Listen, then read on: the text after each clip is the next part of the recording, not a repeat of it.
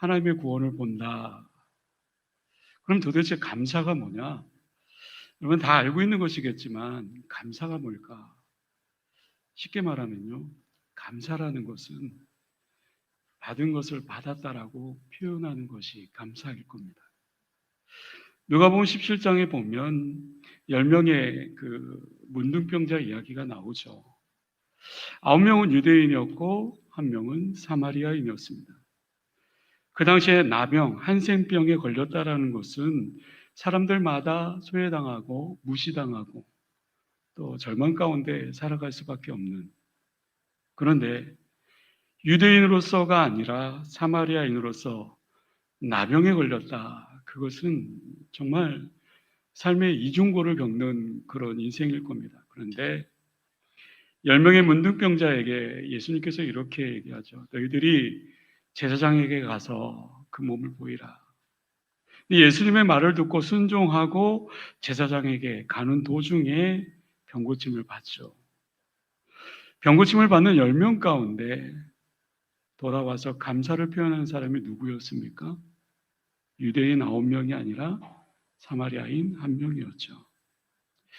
두 번째로 이렇게 질문해 볼 수 있겠습니다. 왜 감사를 해야 될까? 감사를 하게 되면 여러 가지 좋은 것들이 많이 있죠. 첫 번째로 좋은 관계를 맺을 수 있습니다. 왜냐하면 그들에게 도저히 용납할 수 없어. 다니엘 기도를 통해서 간증자의 그 모습을 보면 부모님으로부터 받은 상처, 또 여러 가지의 그 아픔들을 통해서 정말 용납할 수 없었던 그런 부분들도, 그들의 그 약점도 감사로서 긍정적으로 보이기 시작하게 되죠. 또 감사하면 자족할 줄 압니다. 환경과 여건 넘어서 스스로가 만족할 줄 아는 삶을 살 수 있다. 여러분, 사도 바울이 자족하는 그런 삶을 살지 않았습니까? 감사하면 어떻게 됩니까? 제 몸이 건강해지겠죠. 어떤 사람이 건강할까? 병이 없는 것이 건강할까요? 병이 없는 것을 뛰어넘어서 정말 활기차고 감사하며 정말 구김살 없이 살아가는 것이야말로 건강한 인생이지 않을까. 마지막 세 번째로 그런 질문을 하고 싶습니다. 왜 감사를 드려야 될까? 여러분, 감사를 하게 되면 우리의 삶의 질을 높일 뿐만 아니라 우리의 영혼도 아름답게 만드는 것이 감사이기 때문입니다. 로마서 1장 21절의 말씀에 보면 하나님을 알되 하나님을 영화롭게도 하지 않으며 감사하지도 아니하고 오히려 그 생각이 허망하여지며 미련한 마음이 어두워졌나니. 감사하지 않는 영혼, 절대로 하나님을 영화롭게 할 수 없다. 그의 생각이 허망하여지고 그 마음이 미련하고 어두워진다. 반면에 감사하는 영혼은 어떻습니까? 감사하는 영혼은 하나님을 영화롭게 한다. 오늘 본문이 분명히 그러한 내용입니다. 시편 50편 23절. 감사로 제사 드리는 자가 나를 영화롭게 하나니 그의 행위를 옳게 하는 자에게 내가 하나님의 구원을 보리이다. 감사하는 영혼은 하나님이 어떻게 한다고요? 영화롭게 한다. 뭐 할 때요? 감사하는 영혼이. 말씀을 맺습니다. 근데 이렇게 감사가 중요함에도 불구하고 우리 스스로에게 이렇게 질문을 할 수 있겠죠. 깨달아야 될 점이 있다면 감사는 저절로 되어지는 것이 절대 아니라는 거죠. 감사가 저절로 되어진다면 분명 10명 모두 주님 앞에 가서 감사했어야 합니다. 그렇지 않죠. 감사는 우리가 10개를 받아도 겨우 하나 드릴 수 있는 정도, 그것이 우리의 연약한 모습이지 않을까요? 때문에 감사는 저절로 되는 것이 아니라 감사의 그 습관이 내 삶의 습관이 되어지도록 끊임없이 노력해야 우리의 삶 속에서 감사하는 삶을 살 수 있는 거겠죠. 여러분, 감사는 억지로 되어지는 것도 아니요. 또 감사를 통해서 정말 우리의 마음이 울컥해지고 또 그것이 우리는 은혜라고 말하죠. 그 은혜를 날마다 우리가 누리고 또 애쓰고 노력함으로 말미암아 그것을 얻는 우리 모두가 되어질 수 있기를 주님의 이름으로 간절히 기도드립니다. 기도하겠습니다. 은혜로우신 아버지 하나님, 우리가 왜 감사를 해야 될까? 많은 긍정적인 부분들이 많이 있습니다. 여러분, 삶의 질을 높일 뿐만 아니라 우리의 영혼도 아름답게 만들어줄 수 있는 것이 감사입니다. 분명한 것은 그 감사가 우리의 정말 생각으로만 되어지는 것이 아니라 우리의 행동, 우리의 의지, 우리의 노력으로 되어짐을 깨닫게 됩니다. 감사에 풍만한 삶을 또 나눌 수 있고 또 영화롭게 함으로 말미암아 하나님 앞에 감사로 제사를 드리는 우리 모두가 되어줄 수 있도록 주님 함께하여 주시옵소서. 감사드리오며 예수님의 이름으로 기도드립니다. 아멘. 우리 이 시간에 잠깐 영상을 볼 텐데요. 저는 이광구 목사님이 누구인지 처음엔 잘 몰랐어요. 목사님께서 예전에 우리 교회 2001년부터 2002년 약 1년 좀 넘게 교육 목사로 수고하신 목사님이라고 해요. 그래서 CTS에 잠깐 나와서 그 노동자들, 외국인 노동자들을 대상으로 또 선교하는 그런 모습을 또 우리 성도들과 함께 나눴으면 좋겠다. 그래서 영상을 이 시간에 잠깐 보려고 합니다. 우리 뒤에 계신 분 불 꺼주시고요. 네, 우리 잠시 영상을 보도록 하겠습니다.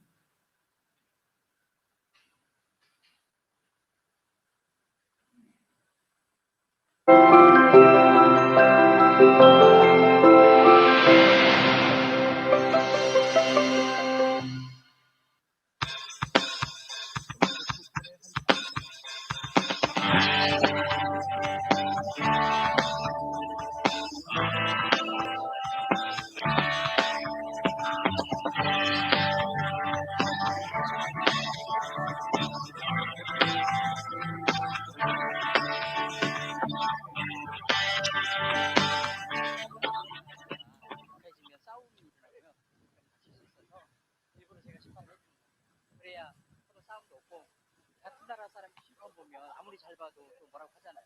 그러니까 아예 저는 이제 경기할 때는 이런 경기할 때는 계속 심판만 그냥 하고 선수 모질랄 때는 심판 보면서 뛰기도 하고. 근데 오늘은 여유 있으니까 노노노노 노 스모킹 헤이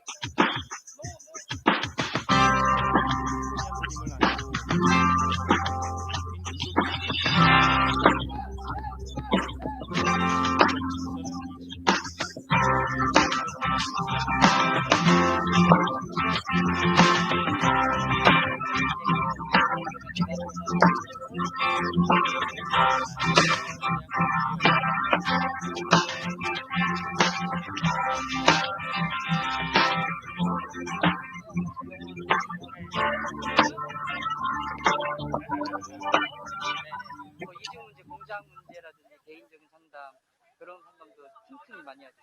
저 친구 같은 경우도 지금 이제 들어가야 되는데 갑자기 병원은 모르고 어떻게 해야 될지 모르니까 이 상담 오면 같이 예약 잡아서 같이 축구만 하고 끝나는 게 아니라 그 외적인 것도 여기서 엄청나게 많이 벌어지죠.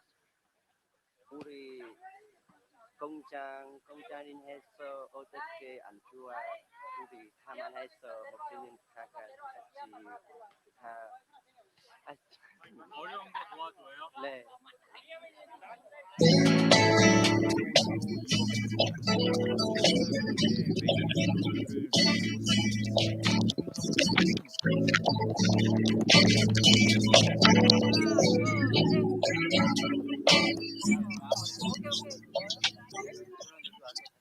운동장을 관리하고 빌려주고 그다음에 그런 시스템을 해주고 경기할 수 있는 거 도와주는 것 가지고도 선교하는 데서 엄청난 미끄럼이 되는 거죠. 내가 찾아가는데 이 집은 친구들이 대부분 찾아오잖아요. 그러니까 뭐 너무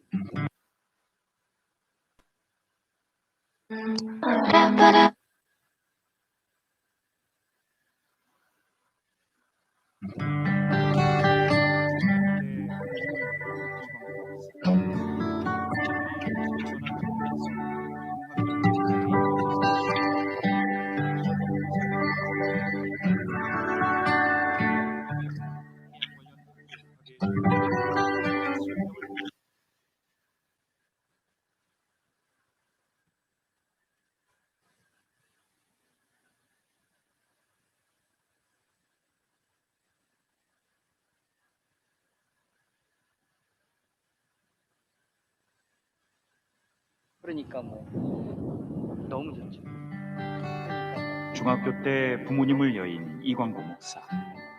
형제들이 객지로 떠난 고향에서 등하교 때 매일같이 교회를 찾아 기도하며 원양어선 기관사의 꿈을 키웠다. 그러나 해양 관련 학교 입학의 좌절과 함께 소명을 발견한 그는 쉽지 않은 상황 속에서도 오로지 은혜로 신학을 공부했다. 2006년 개척 초기에 다문화 사역에 동참하게 됐고 2007년 사역자가 없어 문을 닫아야 하는 외국인 근로자 센터 사역을 이어받으며 본격적으로 외국인 근로자들을 훈련했다. 그리고 2011년 포천에 빈 공장 건물을 빌려 현재의 센터를 세우며 쉽지 않은 상황에서도 다양한 방법으로 외국인 근로자들에게 복음 전파의 통로를 만들고 있다. 다음 날 이른 아침 이광구 목사가 어딘가로 전화를 거는데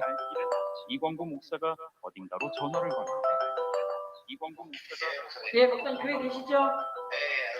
지금 출발할게요. 예, 목사님 교회 계시죠? 네, 알겠습니다. 좀 이따 뵐게요. 지금 출발할게요. 네. 네, 알겠습니다. 그렇게 시작된 오늘의 사역. 먼저 옷을 받으러 가는 겁니다. 외국인들을 섬기다 보니 옷이 필요한 경우가 많아 옷을 모아놓은 곳마다 이렇게 가지러 가곤 하는데 이 목사 여기 오시는데 그러면 이제 내가 가기도 하고 목사님 가져오시고 하는데 헌옷이라고 하면 예전에는 그런 거 다 버렸잖아요. 근데 저희들이 사역하면서 그 중에서도 이제 괜찮은 거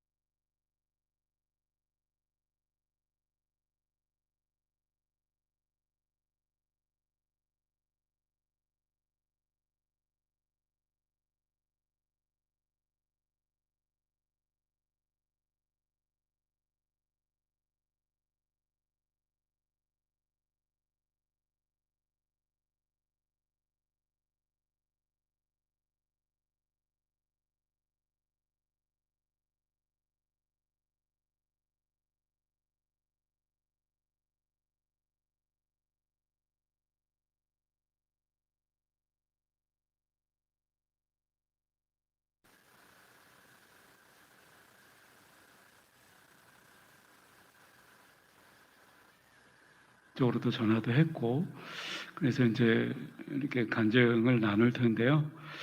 제가 예전에 그 예전단에서 그 아내하고 한 6개월 DTS 훈련을 받았는데, 그때 그 큐티나 간증을 할 때, 간증자는 이렇게 얘기하더라고요. 맨 마지막에 끝날 때, 네, 뭐라고 하죠? 네, 까먹었어요. 오래돼가지고. 네, 맨 마지막에 들어주셔서 감사합니다라고 하면 우리 성도님들은 나눠주셔서 감사합니다 하고 이렇게 격려의 박수 쳐주시면 됩니다. 네, 간증하실 분이 한 두세 분 되는데 그 외에 또 하실 분이 있으면 또 이렇게 또 하시면 되겠습니다. 우리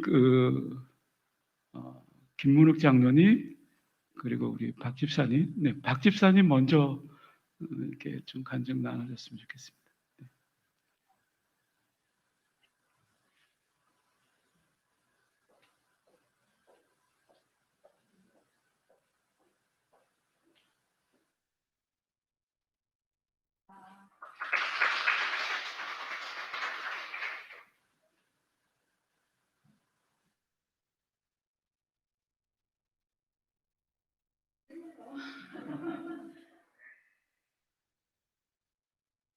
같이 험많고 부족한 사람을 이렇게 세워주셔서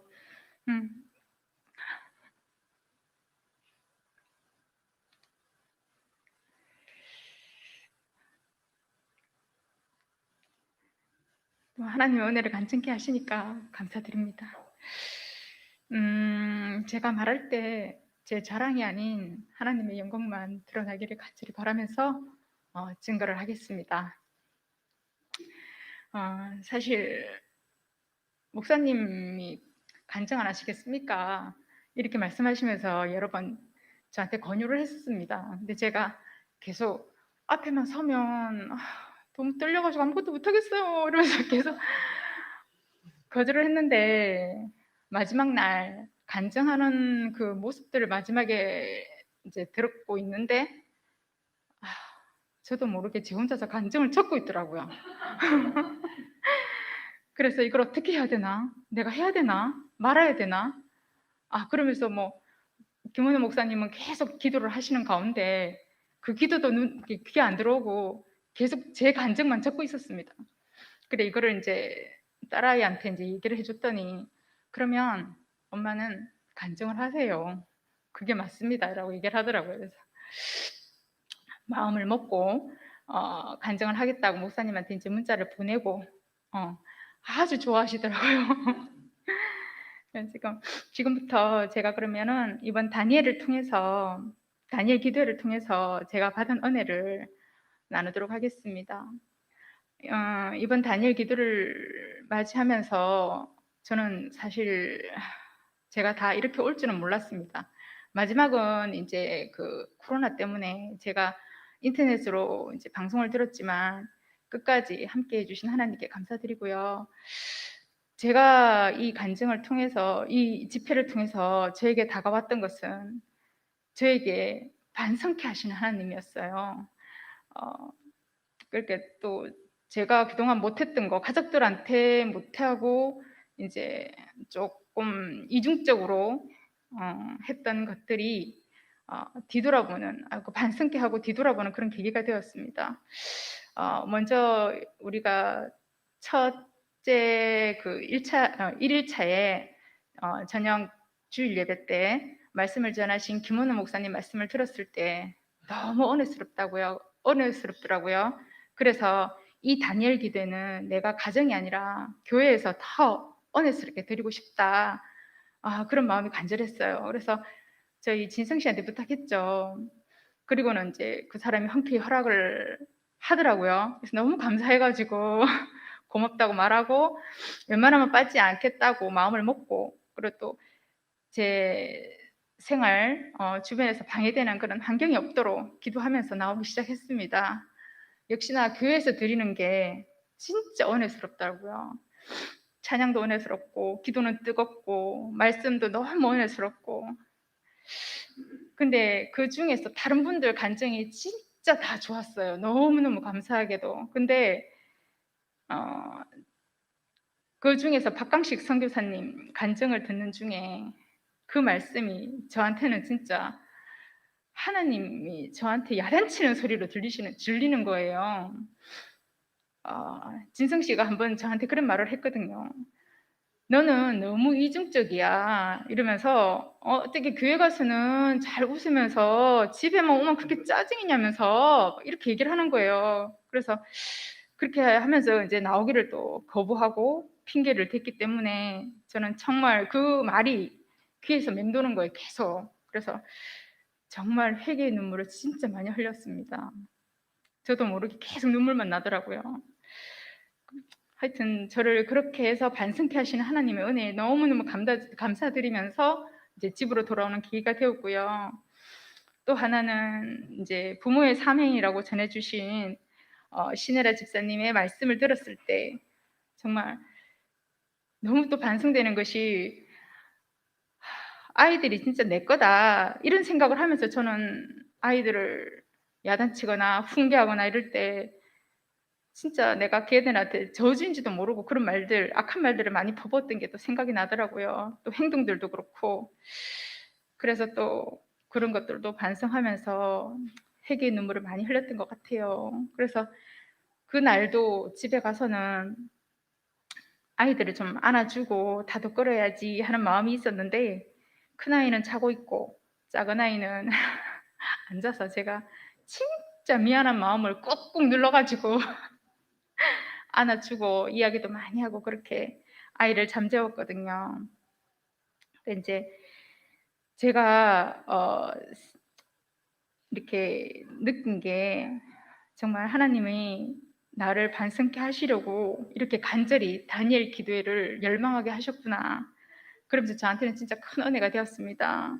그리고 또 다른 거는 모르겠는데 그 마지막에 2021년 다니엘 기도회를 또 이렇게 광고를 하시더라고요. 그거 만약에 또 하다시 하신다면 그 또한 열심을 내서 한번 들어보기로 또 한번 작정을 했고요. 나와서 제가 또 말씀드리고 싶은 것은 저도 기도 제목이 있습니다. 그것은 우리 시대, 진정, 우리 가정이 아직 믿음 안에서 완전히 서지를 못했습니다. 특히 부모님들은 믿음이 없고요.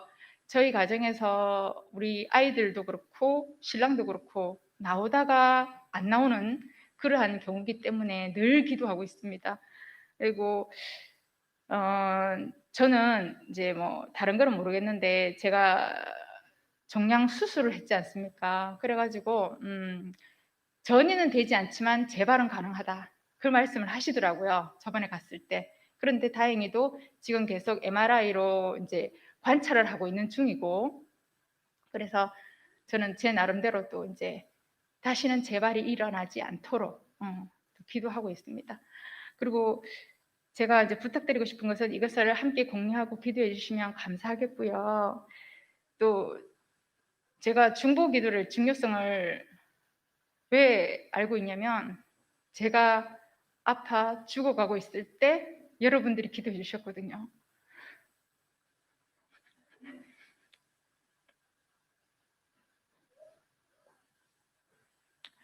이 자리를 빌어서 기도해 주신 모든 분들께 감사드립니다.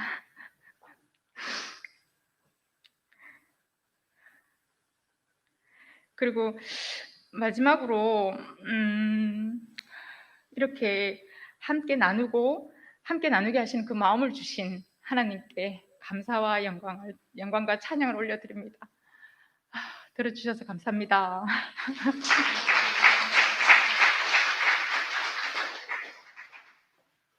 네, 김원욱 장로님.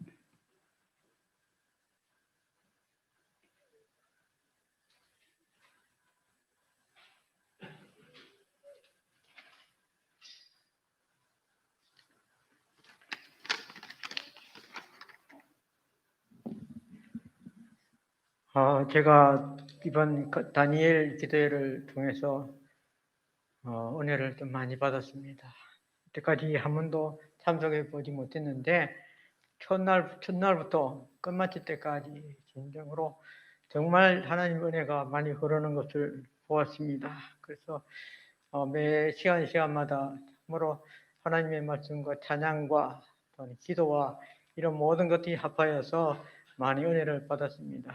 이제 그 중에서도 이제 6일째 하시던 배영호 전도사님과 15번째 15일 날 하셨던 김원진 사모님이 계셨습니다. 그분 두 분은 이북에서 이렇게 나왔던 사람들이었습니다. 그런데 그 사람들이 배영호 전도사님은 아이들을 일해야 되고 있을 때에 제가 아동부 어린이들 참 좋아하기 때문에 그런데 아이들이 그만큼 많이 죽어간다는 것을 들으면서 너무너무 가슴이 아팠습니다. 그래서 이 아들을 좀 기도를 좀 해야 되겠구나 싶은 생각이 들기도 했고 또 김은진 사모님은 또 이제 이북에서 나와가지고 이제 또 사모님으로서의 역할을 감당하면서 늘 기도하는 것을 생각해 볼 때 정말 북한을 있었는데 제가 북한에 대해서 이렇게 많이 이렇게 생각하고 또 기도하는 거는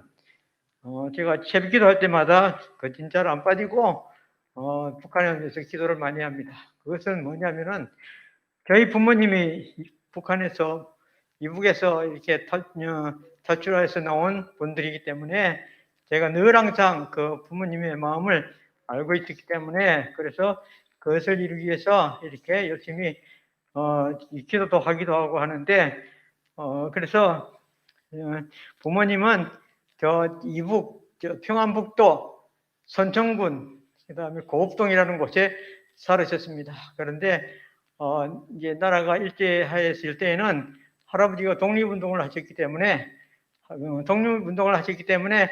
할아버지가 북한에서 조금 이렇게 하시다가 그 다음에 큰 뜻을 가지고 만주로 가서 해야 되겠다 해가지고 온 식구를 다 건드리고 만주로 갔습니다. 그래서 만주에서 열심히 이제 그 독립운동을 많이 하시고 그 다음에 해방돼서 이제 다시 고향으로 돌아오게 됐습니다. 그래서 고향으로 돌아와서 있었을 때에 그때에 이제 또 6.25가 터졌습니다. 그래서 6.25가 터져서 1.4 후퇴 때에 모든 가족들을 같이 이렇게 왔습니다. 그런데 그때 당시에는 제가 모를 건데 저희 누님이 정보를 좀 잘 알려서 누님이 그때 계셨으니까 저는 그때 태어나지도 않았으니까 그래서 누님한테 얘기했을 때에 1.4 후퇴 때에 기차에 뚜껑 없는 기차에 그 1차 겨울에 추운 겨울에 그 열차를 타고 그냥 뚜껑도 없는 그것이 타고 눈을 맞아가면서 그 추운 곳에서 이렇게 서울로 내려오셨습니다. 서울로 내려오셔가지고 이제 계시다가 다시 이제 이렇게 이사했을 때에 이제 할 수 없이 쫓겨서 1차 후퇴 때 다시 쫓겨서 이제 부산으로 오시게 되었습니다. 그래서 그렇게 부산에 오셔가지고 했는데 부산에 집도 없었고 그런데 나라에서 수용소라는 곳을 마련해 주어서 거기에 대시구가 살게 됐습니다. 우리 삼촌들하고 그 다음에 또 그렇게 해서 거기에서 이렇게 지내는데 집도 좁아요. 또 우리 형제들도 있고 그 다음에 그렇게 하는데 얼마나 고생하셨는지 진짜 아버님은 그 추운 겨울에도 또 여름에도 나가서 노점 책장사를 하셨습니다. 노점 책장사를 하시고 어머니는 대신동에 있는 국제시장에 지금 자가치시장 비싼 곳이 있죠. 국제시장에 가셔서 미국 물건들을 헐값에 사서 그것을 딱 골라서 그 다음에 보밀동 시장에 나가서 판매를 하십니다. 그렇게 판매를 하시는데 그런데 그렇게 고통 속에 있었습니다. 그런데 그때에 수용소에서 제가 태어났습니다. 태어났는데 조금 한 2년 3년 있었는데 제가 결핵성 내막염이라는 병을 알았어요. 그래서 그때에 저는 어리셨으니까 지금은 잘 생각이 안 나는데 한번 이렇게 발작이 시작하면 눈이 흰자만 보입니다. 이렇게 해가지고 흰자만 보이고 막 떨기도 하고 막 그럽니다. 그러면은 어머니도 힘들고 아버지도 힘드는데 저까지 정말 이렇게 몹쓸병에 걸렸습니다. 제가 이 병에 걸린 다른 친구가 하나 있었는데 그 친구는 나중에 낫더라도 반신불수되고 뭐 발을 질질 끌고 다니면서 그 다음에 또 고통 속에 또 이래가지고 그 다음에 또 이렇게 정신 상태도 올바치 못해서 이렇게 글자로 써서 버스도 무료로 타게 하고 그렇게 했습니다. 그랬는데 제가 그 병에 걸려서 2년 동안 아픈 가운데 있었습니다. 아픈 가운데 있는데 근데 이때에 어머니께서 교회를 다니셨습니다. 열심히 교회를 다니셨는데 그 부산 전북 성결교회로 이렇게 서면 성결교회로 다니셨습니다. 서면교회로 가가지고 그래서 거기서 이렇게 예배 드리고 그래서 저희들도 좀 따라가기도 하고 저도 이제 성결교회에서 있었는데 이렇게 몸이 아프니까 그냥 막 그랬는데 메리놀 병원에 가게 되었습니다.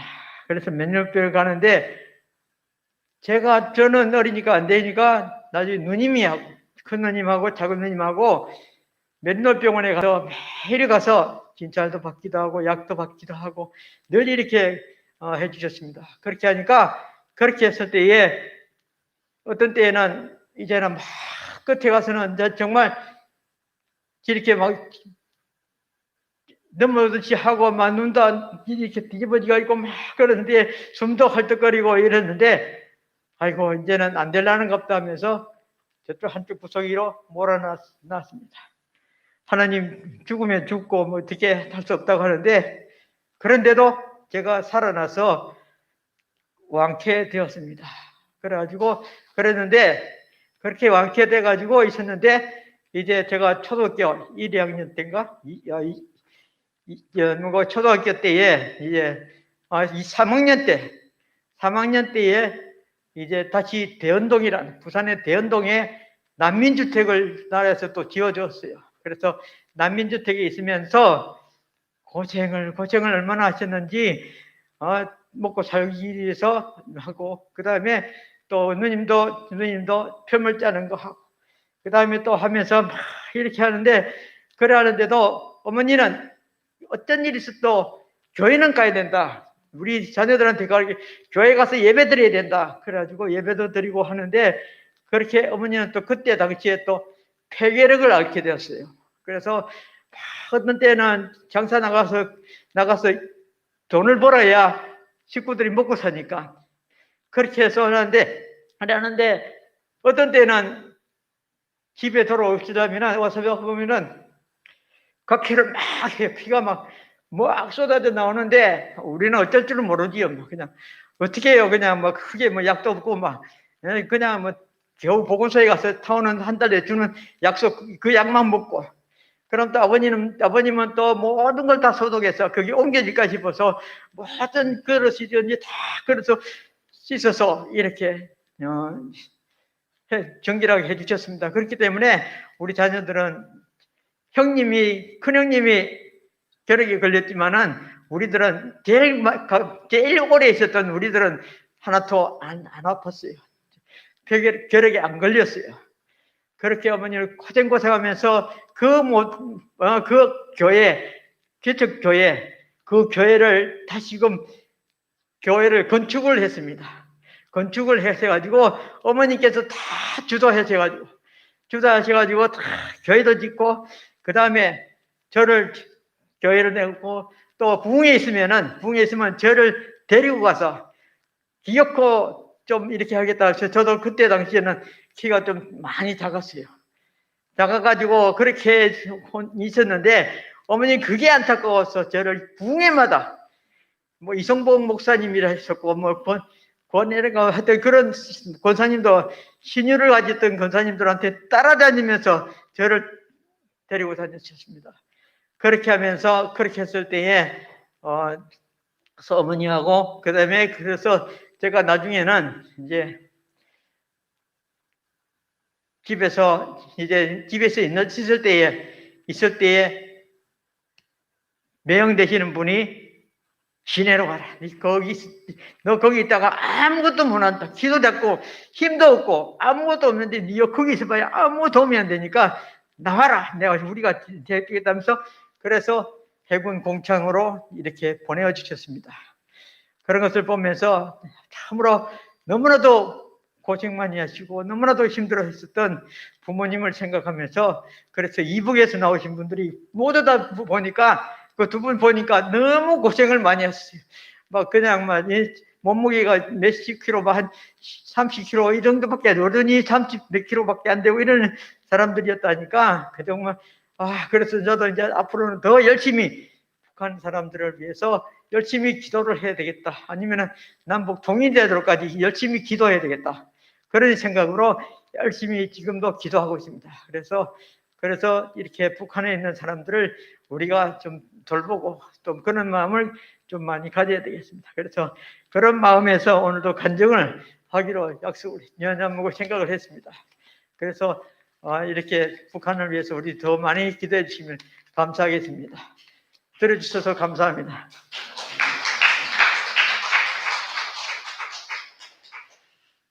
간증은 내 자랑을 하는 것도 아니고 받은 은혜를 나누는 자리입니다. 간증은 내 생각으로 평가하는 자리도 아니고 하나님께 영광을 올려드리는 자리입니다. 우리 박우픈 집사님 울렁증이 있어서 앞에 서기가 정말 힘들다고 그랬는데 나오셔서 너무 잘 전해주신 것 같고요. 우리 김원욱 장로님은 전도 모임 때 잠깐 짧은 시간이지만 함께 나눔의 시간을 가졌었는데 그때 또 북한 선교에 대해서 또 북한에 대한 그런 옛 생각 때문에 많은 것을 또 이렇게 생각하고 계셨습니다. 그래서 그 간증 20명의 간증자들을 보면서 각자 나름대로 받은 은혜가 다 다를 것입니다. 그 가운데서도 저도 개인적으로 마지막에 정윤선 대표를 굉장히 제가 기대를 했었는데요. 왜냐하면 예전 교회에 있을 때 한 달에 한 번씩 제가 이제 현수막을 만들고 그리고 이제 크게 그 교회 외벽에다가 이렇게 뭐 오늘의 삶은 내일을 만듭니다. 뭐 그런 현수막을 크게 걸었던 기억이 나요. 그것을 정인선 대표하고 4년 동안 제가 3, 4년 동안 계속 한 달에 한 번씩 디자인을 해가면서 캘리그래피죠. 다니엘 기도의 캘리그래피 그 시체죠.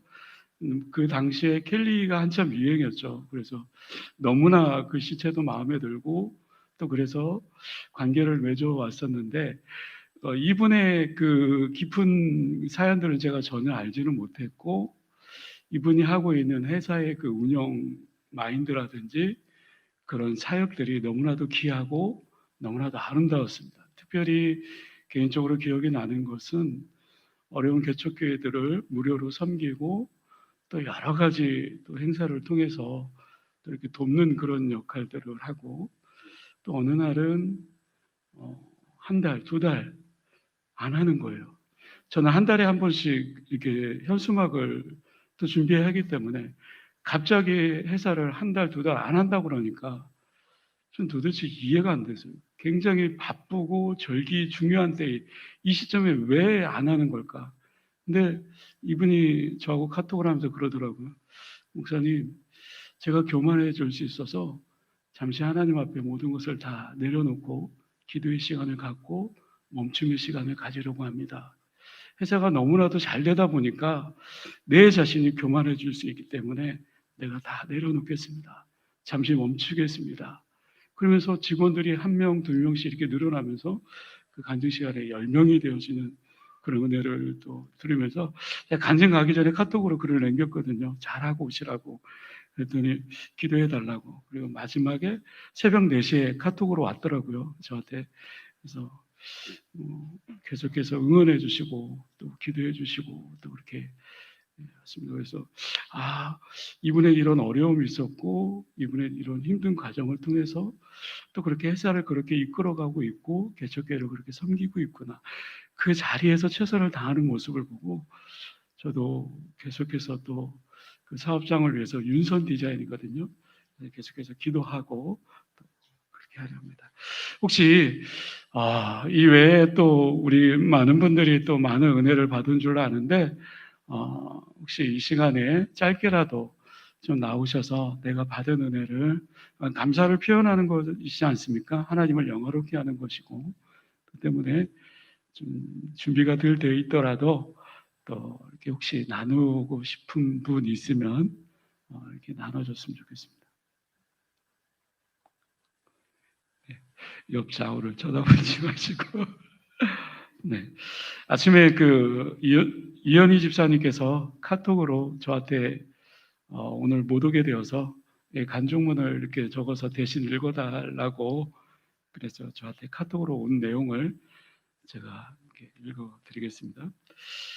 처음 다니엘 기도회를 한다는 광고를 접하고 비대면 집회에 대한 저희 생각은 그리 기대도 사모하는 마음도 크지 않았습니다.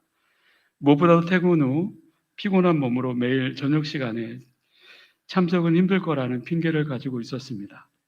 하지만 저희 생각은 하루 만에 바뀌었습니다. 하나님께서 부어주시는 은혜가 하루가 다르게 쌓여갔고 그 은혜들을 삶 속에서 나누기 시작하며 저만의 부흥회가 시작되었습니다. 마음껏 하나님을 찬양하고 하나님을 간절히 찾았던 적이 언제였던지 제 삶은 그냥 그렇게 흘러가고 있었고 하나님께서 저를 만나고 싶어하는 순간에도 전 하나님은 나중에요. 지금 바쁘니까 나중에 만나요라고 하나님을 밀어내는 시간이 점점 쌓여만 갔습니다. 지금 저의 삶에 불평이나 불만도 없었습니다. 아이들은 잘 자라고 있었고 가정생활도 그리 나쁘지 않았습니다. 하지만 하나님과의 관계는 그리 좋진 않았던 것입니다. 내 삶의 주인은 나였고 항상 내가 먼저였습니다. 하지만 간증하는 분들의 입술을 통해서 들려주시는 하나님의 음성은 달랐습니다. 저를 지금까지 있게 한 건 하나님, 나라는 사실을 잊지 말라는 것이었습니다. 전 믿음의 가정에서 자라지 않았습니다. 하지만 하나님은 저를 어릴 적부터 자녀로 택해 주셨고 하나님을 믿게 하시고 예수를 그리스도라 시인하며 주님으로 모시게 하셨습니다. 가장 큰 은혜이자 저의 삶의 가장 큰 기적은 제가 하나님의 자녀가 되었다는 것입니다. 그 사실을 다시 한번 다니엘 기도회를 통해 저에게 말씀하신 것입니다. 그 은혜를 저만 가지고 있기엔 너무나 커서 사무실 직원들에게도 나누었습니다. 저희 팀은 저 포함 6명인데 여자 셋, 남자 셋입니다. 모두가 제가 크리스천이라는 사실을 잘 알고 있습니다. 드문드문 주일 설교를 말씀을 점심시간에 함께 나눌 때도 있었습니다. 다들 믿지 않는 사람들이기에 거부감이 들지 않도록 그동안은 스치듯 얘기한 게 전부였습니다. 하지만 이번은 간증자들의 이야기를 해주면서 하나님 아니었으면 지금 그 자리에 설 수 없는 사람들이었다고, 그 간증이 나의 간증이 되기를 기도한다고, 복음에는 삶을 바꾸는 능력이 있다고 직원들에게 살아계신 하나님을 전하였습니다. 감사하게도 다들 거부감 없이 저의 얘기를 들어주었습니다. 그들도 구원의 은혜가 있기를 기도합니다. 또한 이번 다니엘 기도에 몇 가지 제목을 놓고 기도하던 중에 하나님께서 속히 응답하신 기도 제목도 있었습니다. 하나님께서 염려하지 말고 모든 일에 기도와 간구로 감사함으로 아뢰라고 하신 것처럼 저의 걱정과 염려를 하나님께서 덮어주시고 순조롭게 일을 처리해 주셨습니다. 다시 한번 저의 기도에 응답하신 하나님을 찬양하며 하나님께 감사를 드립니다. 네, 감사합니다. 이 외에도 정말 이 자리에 나와서 간증하고 싶은 그런 마음들이 다 각자에게 부어주신 은혜가 있을 줄 압니다. 저도 이 다니엘 기도회를 통해서 많은 은혜를 받았는데요.